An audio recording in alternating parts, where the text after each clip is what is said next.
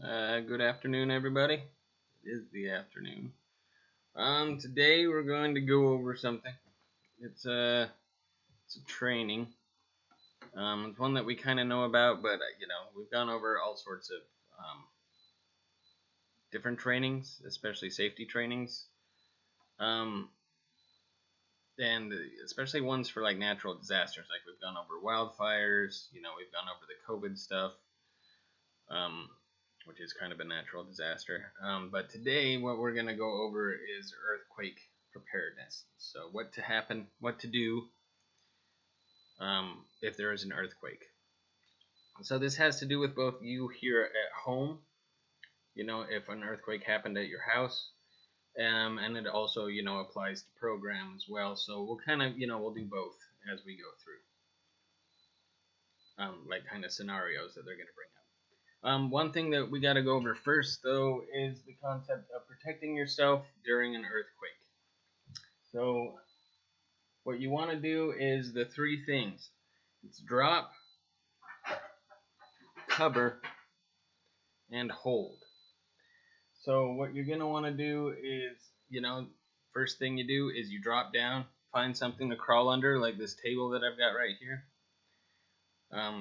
Not the most sturdy, but it's better than nothing. So I want to drop, I want to cover the back of my head and my neck. But then what I want to do is I also kind of want to loop my arm around something and hold on to the table. Because what happens during an earthquake is everything will start to shake, and so things will start to move. So if you're not holding on to the table could bounce away, and then you're left with nothing to cover your head. And you definitely want something to be covering your head, and basically as much of your body as you possibly can. You want to get your legs in, get everything inside, but hold on. So drop, cover, and hold.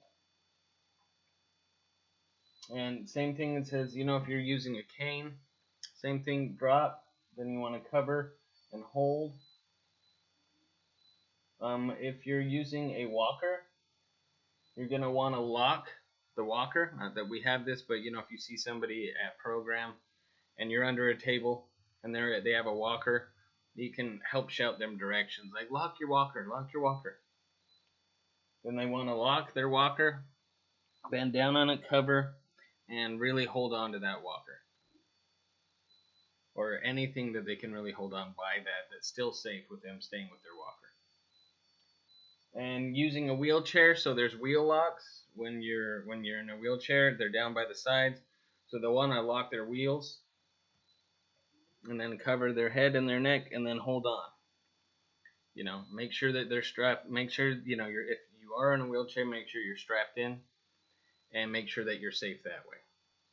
But basically for us at your house or at program, if an earthquake starts, that's the first thing we're going to do is you're going to look to find a place to get underneath, and you're going to drop, cover, and hold on. Okay, so now what we have, since we have this done, and I'll let you take a look at it, so if you want to pause it or anything like that, but these are the different scenarios. So go ahead and freeze frame it if you want to pause, kind of look at it. But these are the different ways to drop, cover, and hold. But there are a bunch of other scenarios that they want us to go over, and so we'll go over these. But now we have the basic concept down, and when it really comes to anything with an earthquake, you want to drop, cover, and hold. That's the most important thing, is that you're dropping, you're covering, and you're holding on. But then there's going to be different scenarios where, you might not know exactly what to do in that scenario if there's an earthquake. So number one, there's 9 questions.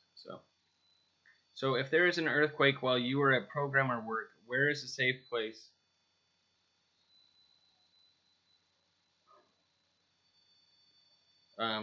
Where is there a safe place? Well, in the classroom that you're in, that's the safest you're going to get, and that's where you want to drop, cover, and hold. But you want to check all around you and kind of see what's going on in each room. Always know what your plan is. If, like, anytime I go to a restaurant or anything like that, I always look for the, emergency exits and things like that, just in case. Because it's best to know than not know. But yeah, so where is a safe place? Well, if you're at program, again, you want to drop, cover, and hold on to the table inside the program and wait.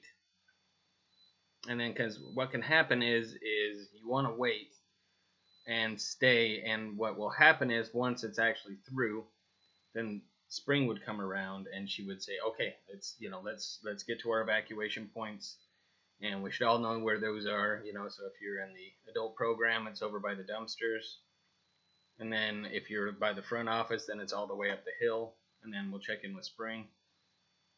And so we kind of divert to those two spots.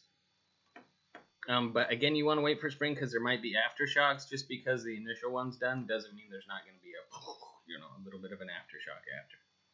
So, make sure that you stay holding on, duck, and covered.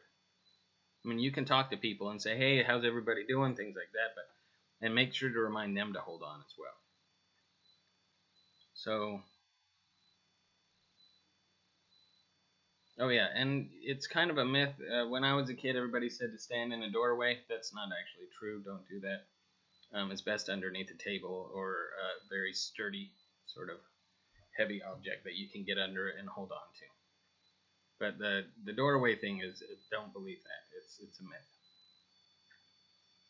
Okay, number 2. If you are at home or in a store where there's an earthquake, what should you do? Well, say if you're at home, it's the same thing. You want to drop, cover, and hold. Find a good place. You don't know where the tables are in your house. I would also do a check to see how many people can fit under a table, each table in your house. So if more than one person needed to drop, cover, and hold on, what is a safe amount of people to be under each table? We've done this at program before to where, we kind of test out the tables. And we'll be like, oh, these longer ones can fit about 3 people safely, but that's it. You don't want anybody else trying to scoot in there just to be with you. If there's another open space, it's like, well, you should get over there. But, the minute an earthquake starts, people are going to panic, so they're just going to run. But that's why the initial thing should be drop, cover, and hold. So, drop, cover, and hold, find a sturdy place, so a table, a desk, etc. If you're in the store, maybe find a shopping cart if you have that. Maybe put that over you and hold on to that. Look for tables at the store as well, at the grocery store. And then what you also want to do is, especially, no matter where you are, you want to close your eyes and kind of keep your mouth shut. Because what's going to happen is a lot of debris is going to be falling down. You don't want any of that getting into your eyes and blind yourself a little bit. So especially if you're in a store and things like that, once you've actually dropped, covered, and you're holding on to something, you want to keep your eyes closed and your mouth closed as much as possible. But holding on is the most important thing. Just grip onto that table or whatever you have. But again, a shopping cart works. But you probably want to stay away from any of the aisle things that could fall over. So if you're in an aisle, I would immediately just dump out your cart and kind of get under that as fast as possible, because you want that protection. Okay, this one, it took me a little while to kind of get the best answer. So number 3, if you are in a restroom during an earthquake, what should you do?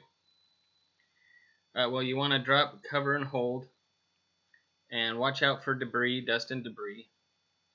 And best thing is to get near an interior wall that doesn't have a window.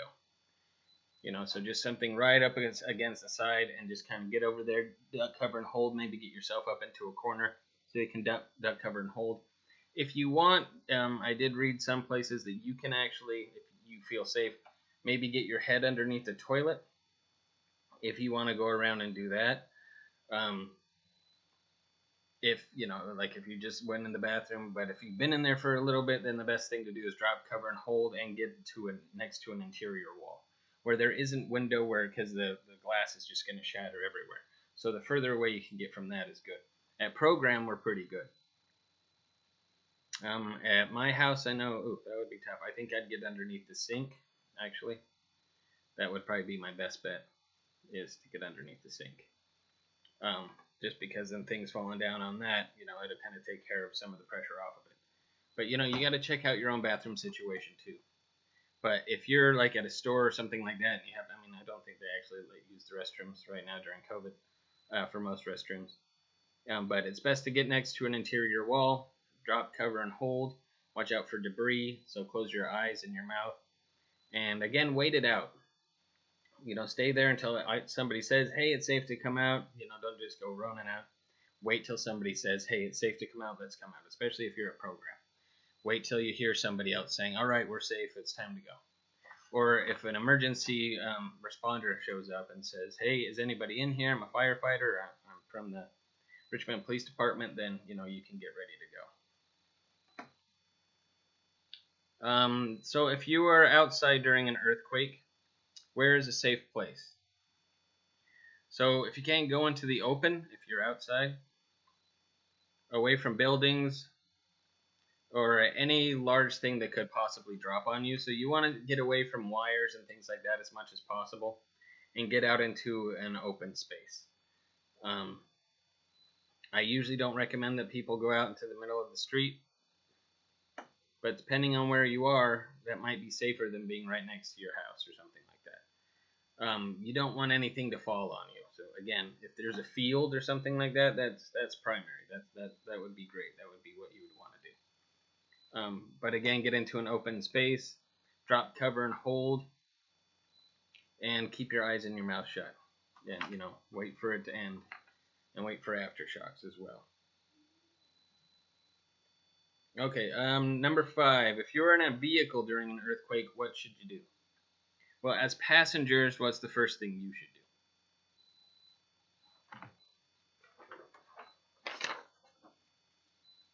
You want to drop, cover, and hold. Kind of like being in a wheelchair. That's kind of what you want to do. Except for the wheels are already locked. So in your seat, you make sure your seatbelt's on. It'll keep you secure to the car. And you want to drop, cover, and hold just in case anything does fall on the roof or anything like that, that you've got extra protection. Now, as for the driver, I mean, I've never been in an earthquake driving. I've felt earthquakes before. But from what I hear, it's kind of like you suddenly hit waves. And it's like pump, pump, pump, pump, pump, pump. And then you're like, oh, this is weird. So what I would do is I would need to pull over as slowly and safely as I can until the shaking stops. And, try to get out of the way for any other traffic that might not have felt it yet. Get over to the side, and then what I'm going to do is the same thing you guys are doing. I'm going to get there, I'm going to put the e-brake on. I'm going to stop the car, probably put my emergency flashers on, and drop, cover, and hold. And then just be ready, and then we'd all be checking on each other verbally. Not physically, but verbally in the van. Like, everybody okay? How's everybody doing? Make sure that everybody's safe in the van. Okay, number 6. If a cabinet falls on someone during an earthquake, what should you do? So I think for most of us, especially if it's a friend, our first instinct is to go over and help. Unfortunately, that is not what you do. Here's the thing. Say you get up and you go over to help your friend, and a cabinet falls on you, where you had just been in a safe place, but then you went up and you moved to a non-safe place to help your friend, which is noble, but at the same time, it's dangerous. And you might not actually be helping them, You're just putting yourself into danger. Because if one fell on you, then you have more, and then somebody comes to save you, then, the best thing you can do is wait till the earthquake's done. So stay where you are. If you do see that, stay where you are. Call out to your friend. Make sure that they're okay. It doesn't matter if you talk to them, except for that your mouth is open. You don't want the debris to get in there. But you want to stay where you are. If you've dropped, covered, and you're holding on, and you're in a safe place, you need to stay there and be safe. After it's over, though, you can start to check with them, and then you and staff would check people for injuries, anything like that. And, we would do our best to help to make sure that everybody's okay. But again, we need to wait until the earthquake is over because we don't want more injuries. The least amount of injuries, the better. It's tough to say that, but at the same time, it's the safest thing for everyone. Number 7. Should you pick up an electrical wire that has fallen to the floor to the floor to clear a path? Sorry, this is a weird question. Should you pick up an electrical wire that has fallen to the floor to clear a path? Oh, so should you pick up a wire that's on the floor and you want to clear a path for everybody else? Should you pick up that electrical wire? No. don't touch electrical wires. I can tell you from experience, but I can also tell you what happened to a friend of mine, 2 friends of mine. So electricity passes through people. So say you grab that wire, right? And you start to get electrocuted. Now, here's the thing, is that current, you are now live. And that current can run through other people. I had a friend, he had a refrigerator outside, didn't realize that it was wet. He went and grabbed the handle of the fridge and didn't realize that and he started to get electrocuted. And so another friend went up and grabbed him to pull him off, and they started to go electrocuted. So what happened is a third friend came over and he found, I think it was just what was it? I think it was not a broom. It was a rake, but he just took the wood part of the handle, which is not metal. You don't want to use anything metal. And he knocked the guy whose hand was holding onto the fridge off and just knocked his hand off. And that cut everything for everybody. But they were both hurt really bad. Nobody died and nobody had really serious injuries. But at the same time, if you grab something to clear it out of the path and you start to get electrocuted, somebody grabs you to help you and then they start to get electrocuted, and somebody grabs them, it can go all the way down the line. It's best just not to mess with those wires at all because they are dangerous. Find another way to get out. Go around the wire. I wouldn't throw anything on the wire because it could start a fire. But don't go anywhere near that wire. You just want to leave it where it is. What we would do is eventually we would shut off the power to the entire program. But again, that would be up to staff and everybody else. And at your house, same thing. You don't know if the power's on or not. Best just to leave live wires alone. Possible live wires, even if it's a dead wire, but you don't know. It's best just to not even test it out. So that's number 7. We only got 2 more. Number 8. If you smell gas after the earthquake has stopped, what should you do? Well, if you smell gas, you do need to get out of there. So what I looked up, it said to leave on foot and then await instructions. So if we're smelling gas right after the earthquake and we've duck covered and held, but we're smelling a strong smell of gas, then what we would need to do is leave on foot. It doesn't say to run. Don't panic and run. What we need to do is just leave on foot. That just means walk away. So we'd stand up as a group and we would walk away. If you were at your house, you would want to go outside and stand outside.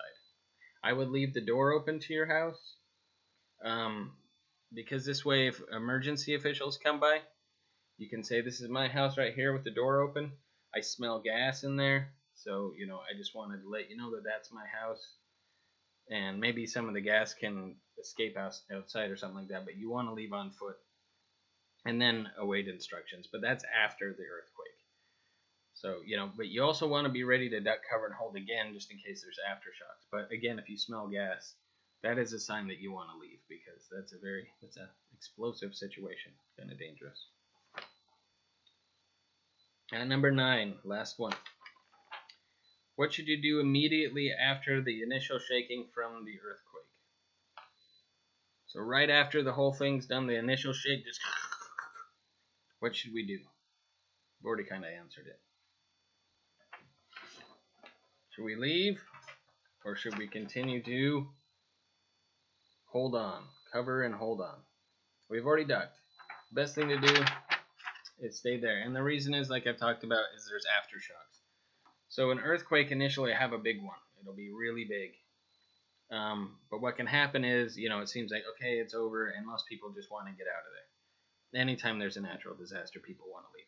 But with earthquakes, what'll happen is you'll get up to leave, and suddenly there's another one, and something else could fall on you. You want to wait. You want to wait a good while. Make sure, But the aftershocks should kind of follow up somewhat quickly. So, but that's what to do during an earthquake. If you have any questions, please let me know. But the most important thing is drop, cover, and hold. And yeah, keep yourself safe. And then, if you need to check on your friends after, check on them after. But after everybody's been kind of rounded up and checked on for a program. If you're at home, you gotta have your own plan too at home. But I would check different places that you feel is safe. All right. Anyway, this has been DJ. I will talk to you later on. Bye.